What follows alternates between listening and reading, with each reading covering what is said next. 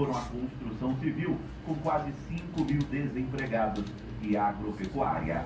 Com o resultado positivo deste mês, o número de desempregados no país fica abaixo de 13 milhões pela primeira vez desde o início do ano, conforme dados mais recentes do IBGE. Agência Rádio Web de Brasília, Yuri-Hudson. Muito obrigado, Yuri-Hudson. 11 horas e 29 minutos agora. Vamos, a partir de agora, saudar o nosso convidado de sexta-feira. Deputado, muito bom dia, seja bem-vindo à Folha FM, tudo bem? Bom dia a todos. Para mim é um prazer enorme poder participar do programa tão importante, numa rádio tão significativa, desse trabalho de informar, sobretudo, discutindo os temas relevantes da sociedade, principalmente esse contexto da segurança pública. Para mim é um prazer poder estar aqui hoje pela manhã. Muito bem. Daniel Leite, estamos ao vivo ali na live? Estamos ao vivo aqui pelo Facebook da Folha de Pernambuco. Quem quiser acompanhar agora em vídeo a entrevista com o deputado, vai poder ver a gente lá também, na nossa página do Facebook. Muito bem. Deputado, o senhor é considerado um deputado atuante, mas também polêmico, né? Eu não sei se é o senhor ou se é o segmento que o senhor representa pelo fato de ser evangélico e sempre tem essas disputas com relação a outros deputados de outras bancadas, enfim. Como é que está sendo justamente essa relação entre essa bancada evangélica e outros que defendem as minorias e por aí vai?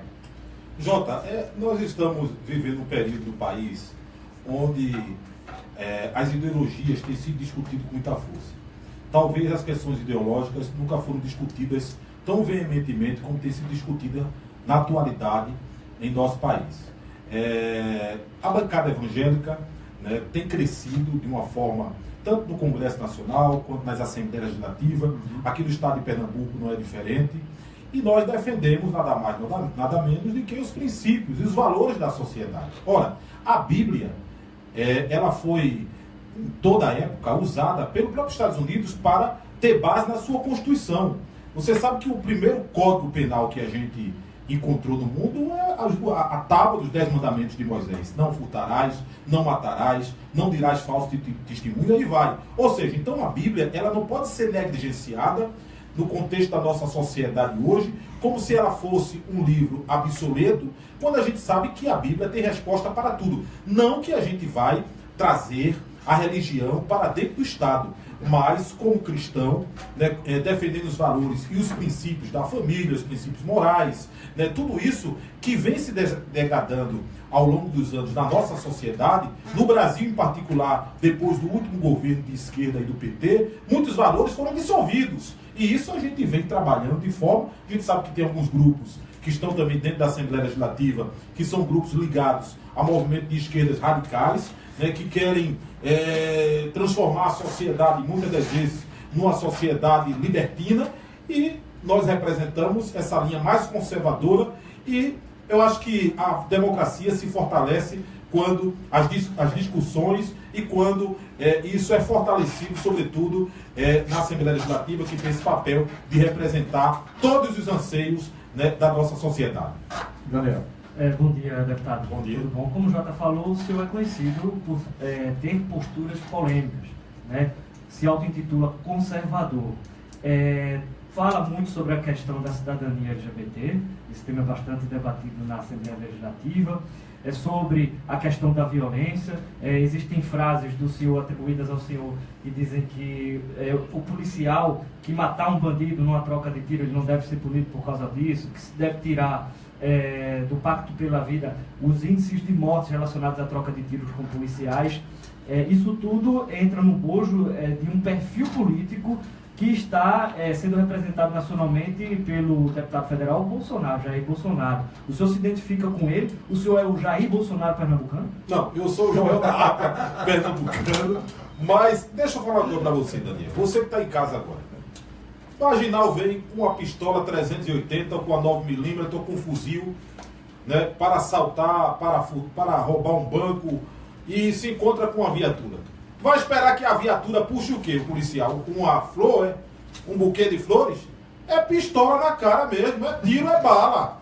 Ou seja, então o policial, ele tem que ser visto pela sociedade como um cidadão comum, como qualquer outro, que se levar um tiro pode morrer, ele não é um super-homem, e ele precisa se defender. Agora, existe uma política, né, que está ligada a esses grupos de direitos humanos, que o policial não deve puxar arma, só deve puxar em último caso, que a superproteção do marginal, a gente tem essa audiência de custódia aí, que está sendo muito discutida, porque eu acho que a audiência de custódia ela é importante até determinado momento, mas o Poder Judiciário precisa reavaliar. Tem muito marginal, a gente teve um caso recente agora, né, daquele elemento, não sei se Rio e São Paulo, que ele ejaculou numa senhora dentro de um ônibus, né, foi liberado na audiência de custódia e voltou a fazer a mesma coisa na mesma semana que foi solto. Em São Paulo. Em São Paulo. Recentemente nós tivemos aqui na Paraíba, até um colega nosso que mora aqui na cidade de Aliança e serve na Paraíba. Eles, em uma abordagem, apreenderam 2 elementos dentro do carro, o cara estava com um fuzil e 2 pistolas. Ora, foi liberado da audiência de custódia. O que é que você acha? O camarada está querendo fazer o que com um fuzil? Assaltar um banco. Ou seja, então, eu defendo que os policiais possam ser respeitados pela nossa sociedade e que o marginal saiba que se ele, né, passar na frente de uma viatura e querer fazer graça, ele vai ter, né, a contraproposta ou a contrapartida da força policial do Estado, como deve ser. Não passa a mão em cima da cabeça de bandido. Bandido tem que estar na cadeia ou morto, se assim preferir. Agora, o que não dá para aceitar é uma parte da sociedade querendo proteger a criminalidade, só a favor, por exemplo, da redução da maioridade penal. Acho um absurdo, né, um adolescente de 16 anos de idade, a pena máxima ser 3 anos. Eu acho que um adolescente de 16 anos já tem, né, tanto fisicamente como psicologicamente, condições suficientes, né, de na verdade, responder no Código Penal. Ou seja, então são essas questões que têm sido discutidas com muita força pelo deputado Jair Bolsonaro, ali em Brasília, e outros deputados que são conhecidos como deputados da bancada da bala, que vieram da segurança pública, e que a gente também tem esses posicionamentos a nível da Assembleia Legislativa. O senhor, quando fala que bandido tem que ser morto, isso serve para políticos condenados também, porque não deixam de ser bandidos? Não, eu estou falando aqui da legítima defesa. Eu acho que eu sou a favor da vida. Agora... A gente também não pode separar o bandido só aquele que pega na arma, mas também tem o bandido que rouba dinheiro, né? Não, e aí... Que das Assembleias, das Câmaras Legislativas, do país, do Congresso. Que falta dinheiro justamente para a saúde, tem gente morrendo na fila de hospitais por conta porque do muito dinheiro da violência, que inclusive, deputado, se eu não me engano, está atrelada à falta de perspectiva de vida, né? De condição social. A pessoa que está lá na ponta, numa comunidade carente, que ela não tem acesso a direitos básicos, saúde, educação, tudo isso, favorece a criminalidade. A pessoa entrar no mundo do crime para poder suprir uma carência que é do próprio Estado. Esse tipo de reflexão o senhor faz ou o senhor atua exatamente só centrado na questão do uso da arma, da violência, tem que reprimir? Não, eu faço essa reflexão também, até porque eu acho que quem rouba tem que responder independente de qualquer coisa. Agora, também não acho que o camarada, por não ter tido oportunidade na vida, tem que ir roubar. Eu vou citar o meu exemplo. Eu venho de uma família de 4 filhos, meu pai era um aposentado, meu pai nunca teve nenhum carro para andar. Eu sempre andei do bagageiro da bicicleta do meu pai. E meus 4 irmãos, meus 3 irmãos, assim como eu, todos nós somos cidadãos de bem. A maioria das pessoas, esmagadora, que vive dentro de uma comunidade carente, trabalha, vende um picolé, vai para uma feira, é feirante, ou seja, até pede muitas vezes na rua e não vai para a criminalidade para roubar, matar, estuprar.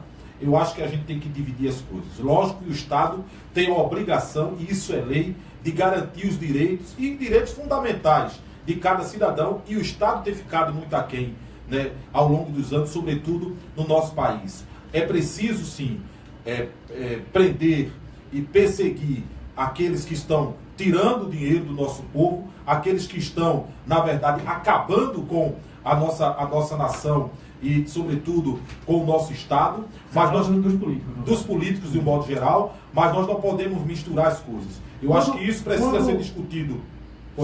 Quando um político, ele, por exemplo, ele comete um crime de corrupção, né, fraude uma licitação, que envolve milhões de reais, esse crime que lesa muitas vezes o poder público e que termina desaguando lá na ponta, naquela pessoa que precisaria estar sendo atendida e por não estar sendo, entra para a criminalidade. Não é um crime de equivalência, né, equivalente ao outro que você defende a morte, não? Deixa eu te falar. Parece que você tem duas visões sobre crimes. Eu falo aqui sobre a questão do crime. Eu falo sobre a legítima defesa direta. Eu acho que todos nós temos o direito à legítima defesa, isso a Constituição nos dá. Você defende também a população se amar. Isso, eu não prego que você vá fazer justiça com as próprias mãos. A nossa legislação ela é bem clara no que tange a questão da legítima defesa. Então, essa questão do político ou seja quem for, também deve pagar com uma pena severa. Agora, eu falo basicamente, na minha fala contra o marginal, aquele que diretamente vai tirar a vida do cidadão. Seja ele pobre ou seja ele rico. Que nós tivemos um caso recente agora, de um cidadão de classe média que matou uma mulher aqui em Boa Viagem, porque queria estuprar ela, não estuprou ela. Então, se essa senhora tivesse uma arma de fogo dentro de casa, eu defendo completamente que ela matasse aquele homem, até porque ela não tem condições físicas de segurar ou de brigar com ele. Então, eu defendo a questão imediata, a questão da legítima defesa. Agora, lógico que eu também defendo e acredito que o nosso Código de Processo Penal precisa ser reavaliado, certo? O próprio Estatuto da Criança e do Adolescente precisa ser reavaliado. Essa questão dos direitos também, muitas vezes excessivos para políticos, também precisam ser reavaliados. Agora, tudo dentro de um contexto onde a gente possa simplesmente fortalecer o sentimento democrático de direito e possa também ouvir a população. O país é um país hoje que está dividido. A gente tem de um lado esquerdistas radicais, nós temos de lado aí alguns pessoas de direitas que também são radicais. Eu não prego a radicalização, eu prego o centro. Agora, não acho que o cidadão não pode ter o direito de se defender. Ora, como é que o camarada hoje que está dentro de um sítio, você sabe que Pernambuco hoje vive uma verdadeira guerra civil. Morre mais gente aqui do que em qualquer guerra. Caruaru, por exemplo, que é uma região do interior, está sendo considerada uma das cidades mais perigosas do mundo. Aí você tem um cidadão que tem o seu sítio, ou que é um empresário. Aí ele não pode usar uma arma de fogo, mas o marginal vai lá no sítio dele, onde às vezes não pega 190, não pega celular, e aí ele não pode proteger a sua família, nem pode se proteger, e acaba morrendo porque não tem o direito de portar uma arma de fogo. Ou seja, eu sou a favor da vida, volto a dizer. Agora, a arma de fogo bem usada para garantir a sua vida é ser a favor da vida. Eu sou a favor da vida, primeiro, do cidadão. Agora, se o marginal vai com arma de fogo, vai com 38, vai com uma pistola, vai com fuzil, ele vai para quê? Ele vai para fazer graça? Não. Ele vai pensando, olha, eu vou tirar a vida, seja lá de quem for, se tentar vir contra mim. Agora, e o cidadão tem o direito a essa defesa? Infelizmente, cada vez mais não tem, porque existem grupos que defendem cada vez mais a ausência de arma no meio da sociedade, quando a criminalidade está cada vez mais armada. Nós não vivemos no Canadá.